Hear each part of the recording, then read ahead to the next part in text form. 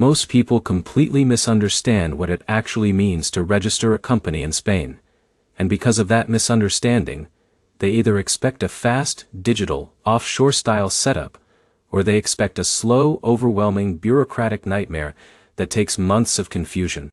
But the reality is far more structured, and once you understand how the system works, it becomes surprisingly logical. Because what people casually refer to as a Spain LLC is officially a limited liability company known as a Sociedad Limitada, or SL, under the legal system of Spain. And that one detail changes everything. Because you are not dealing with a shortcut jurisdiction or a simplified offshore structure. You are dealing with a fully regulated European corporate system designed for taxation, transparency, and long-term business activity. And once you understand that, the entire process stops feeling confusing and starts feeling predictable.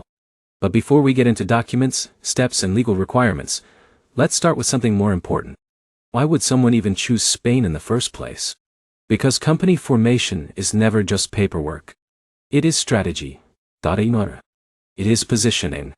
It is how entrepreneurs place themselves inside global markets. Now imagine someone like Michael. Michael is a 35-year-old digital consultant from Los Angeles.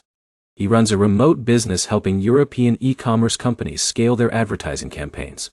At first, everything runs through his US business structure without issues. But as his client base in Europe grows, new challenges appear. Clients request European invoices. Payment processors introduce higher friction for cross-border transactions. And tax reporting becomes more complex across jurisdictions. So Michael begins searching for a European base that can simplify operations. And that is how Spain enters his research. At first he hesitates. He has heard mixed opinions. Some people say Spain is bureaucratic. Others say it is one of the most accessible EU countries for business formation if done correctly. So, he digs deeper. And what he discovers is something many entrepreneurs overlook. Spain is not designed for quick offshore setups. It is designed for structured, compliant business operations inside the European Union economy. And that realization shifts his entire mindset. Now let's introduce Sarah. Sarah is a freelance UX and branding consultant from New York. She works with startups across Europe and wants a European company structure to improve credibility and streamline VAT invoicing. She is not trying to avoid systems. She is trying to operate inside them efficiently. And Spain becomes an interesting option. But here's where things get interesting. Most people assume that registering a company in Spain is either extremely simple or extremely complicated depending on who they ask. But neither extreme is correct. It is structured, step-based, and dependent on preparation. So let's walk through the real process in a way that actually makes sense. The first step is choosing your company name. In Spain, company names must be unique and approved through the Central Mercantile Registry. You cannot simply pick a name and start using it. You must reserve it officially. This is called a name certification. Now Daniel enters the story. Daniel is a software developer from Austin, Texas, building a SaaS tool for European clients. He assumes naming will be the easiest part. But he quickly learns something important. Even branding is a legal process in Spain. And this is where many founders underestimate the system. Because name approval is not just creative branding. It is legal identity confirmation. Once the name is approved, the next step is opening a business bank account. And this is where Spain becomes more structured than many expect. Banks require identity verification, proof of business intent, and documentation of shareholders. In many cases, they require a temporary tax identification number before full incorporation. And this is where Michael begins to see the system more clearly. Spain is not designed for anonymous or informal company creation. It is designed for traceable, compliant financial structures. But here's the problem. Most entrepreneurs approach this step too casually and end up facing delays. Because banks are not just opening accounts. They are assessing risk, legitimacy, and compliance readiness. Now let's move into the next step, capital deposit. A Spanish SL requires minimum share capital. Traditionally, this has been associated with a symbolic threshold of €3,000, although modern reforms have introduced more flexible options in certain cases.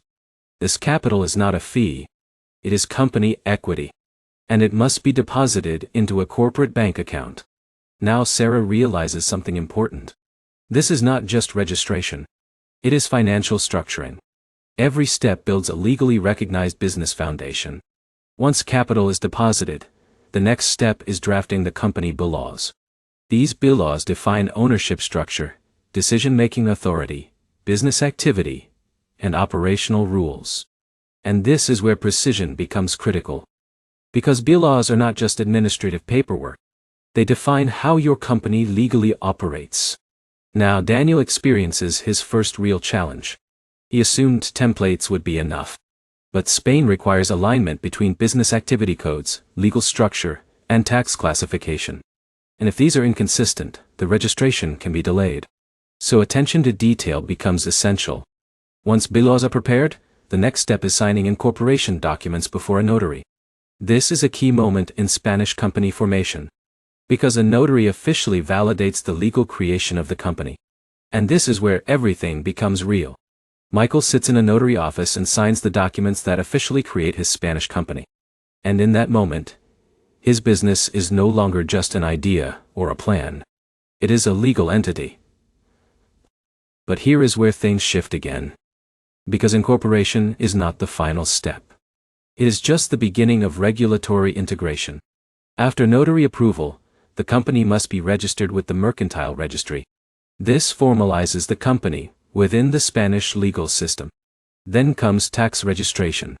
Every company must obtain a tax identification number. And if applicable, register for VAT within the European system.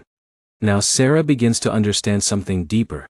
A European company is not just a business structure. It is part of a tax ecosystem. And that ecosystem comes with responsibility. VAT reporting, corporate tax compliance, accounting obligations, and structured financial reporting. Now let's pause here for a moment because this is a key insight. Registering a company in Spain is not about speed. It is about alignment with a legal and tax system that connects across Europe. And once you understand that, the process becomes far less intimidating. After tax registration, the next major step is Social Security registration, if you plan to hire employees or operate as a business owner within the system. And then comes ongoing compliance. Accounting, tax, filings, annual reporting. This is where many entrepreneurs either succeed long-term or struggle due to lack of preparation. Now Michael begins to see the full picture. His Spanish company is not just a billing tool. It is a structured European entity with responsibilities and advantages. It allows him to invoice European clients more efficiently. It increases business credibility. And it positions him inside a stable regulatory environment. But it also requires discipline. Now here is where things become even more important. Why do entrepreneurs choose Spain despite its structured requirements? Because Spain offers access to the European Union market, legal stability, and a globally recognized corporate framework. And when used correctly, it becomes a powerful base for international business. But only when the structure is respected. Now let's bring everything together. The full process includes name reservation, banking setup, capital deposit, drafting bylaws, notarization, mercantile registry submission, tax registration, and compliance setup. Each step builds upon the last. And each step ensures legal and financial clarity. But here is the final insight most people miss. Spain is not designed to be fast. It is designed to be reliable. And in international business, reliability is far more valuable than speed. Because speed without structure creates instability. But structure creates scale. And once Michael understands this, his entire approach to business changes. He is no longer thinking in terms of quick setup. He is thinking in terms of long-term European positioning. And that is the real reason entrepreneurs choose jurisdictions like Spain. Not for shortcuts, but for structured access to one of the largest economic regions in the world. And if you found this guide helpful and want more deep, practical breakdowns of international company formation, global business systems, and real-world entrepreneurship explained in a simple and actionable way, make sure to subscribe for more guides like this. Because once you understand how these systems work, you stop guessing and start building with clarity and confidence.